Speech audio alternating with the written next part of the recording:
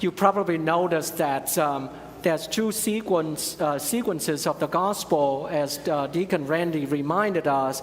There was a reason behind that when we met in the worship committee.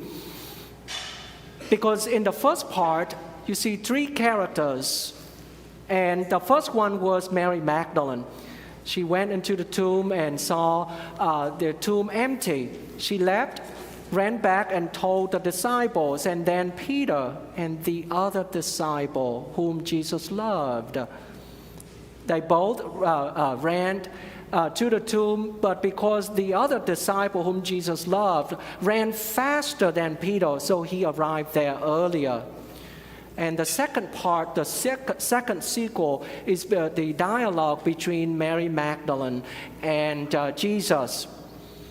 Over the centuries, the character of Mary Magdalene has been known or proclaimed by many, say, women, or those who think that women are here represented by Mary Magdalene as the one who's spread the good news.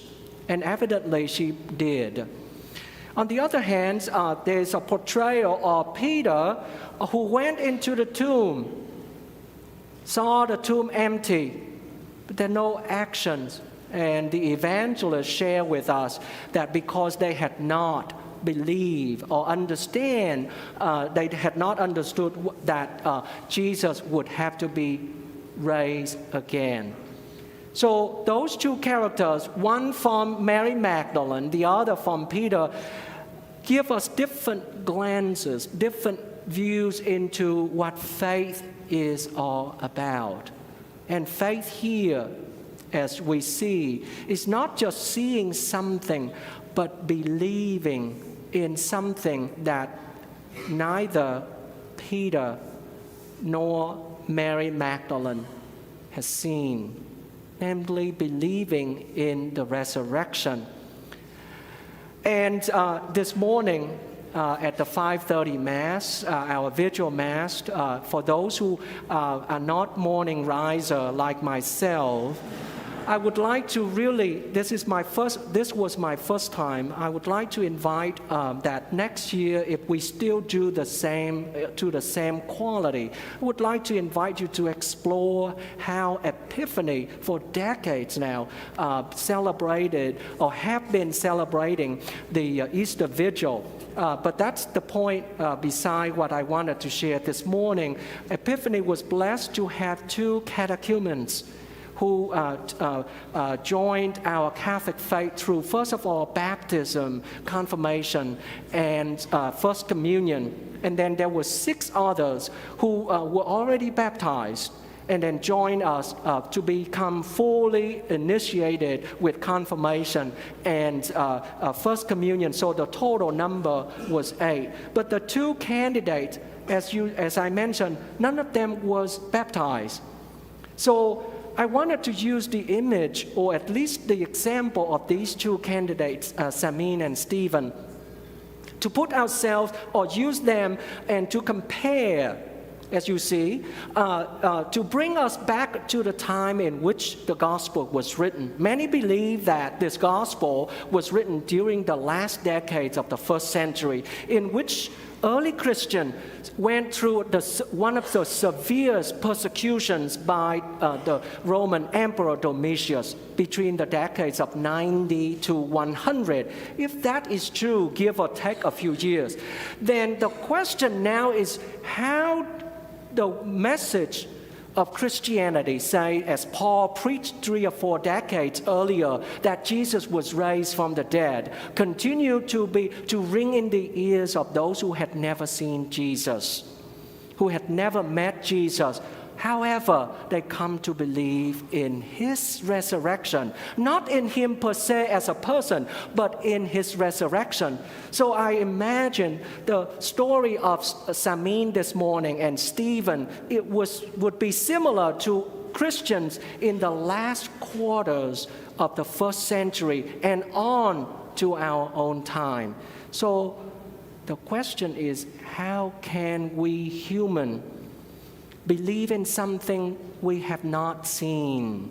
And that is the core message of Christianity that Paul began to preach earlier, that Jesus was raised from the dead. Because as Paul says in 1 Corinthians 15, that if God did not raise Jesus from the dead, then our faith in God would be in vain, because without resurrection, how can we be reunited with God?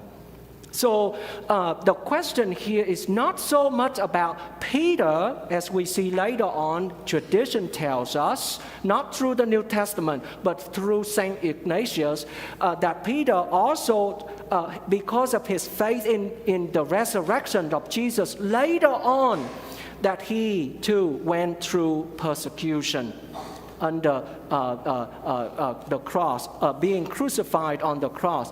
And on the other hand, the image or the story of Mary Magdalene continued to spread that gospel, the good news about her experiencing, seeing the risen Jesus. But deep down, I believe the more important questions for early Christians, say the time in which the gospel was written, say again, the last decade of the first century, how can or in what way Christianity or the message that Paul used to preach decades ago continue to ring in the ears of those who have never met Jesus in person, who have never seen the empty tomb, but still could come and believe.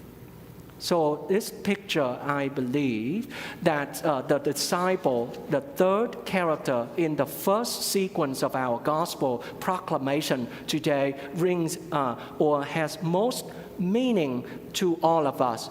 As you recall, Mary Magdalene went to the tomb early on. She saw the tomb empty. She left, went home, and shared that with Jesus' disciples, Peter and the other disciple whom Jesus loved. By the way, over the centuries, the phrase, the disciple whom Jesus loved, has been nicknamed or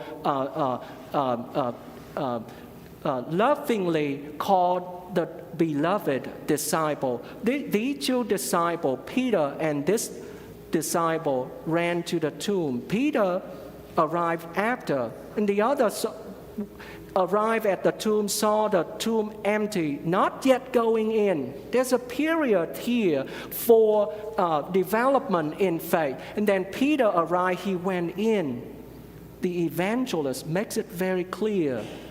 The phrase he saw and believed was not on the lips of Peter. Neither that phrase was on the lips of Mary Magdalene, only was given to one disciple, and that disciple alone. Whether that disciple, later on now, we can call that disciple as a female disciple or as a male disciple. But the evangelist wants to emphasize one thing. That disciple went in, saw the tomb empty, nobody, and believed. And this disciple, as I mentioned earlier, has been known as the beloved disciple in the Gospel of John. Many have tried to identify the disciple with Mary Magdalene, but evidently that is not. Or the other Mary, Joanna, or Thomas, the one who doubts, which we will read later in a couple weeks. And other disciple, however, I, for one, think that the purpose for the evangelist to portray this disciple whom Jesus loved as the ideal disciple who has not seen the body of Jesus yet comes to believe.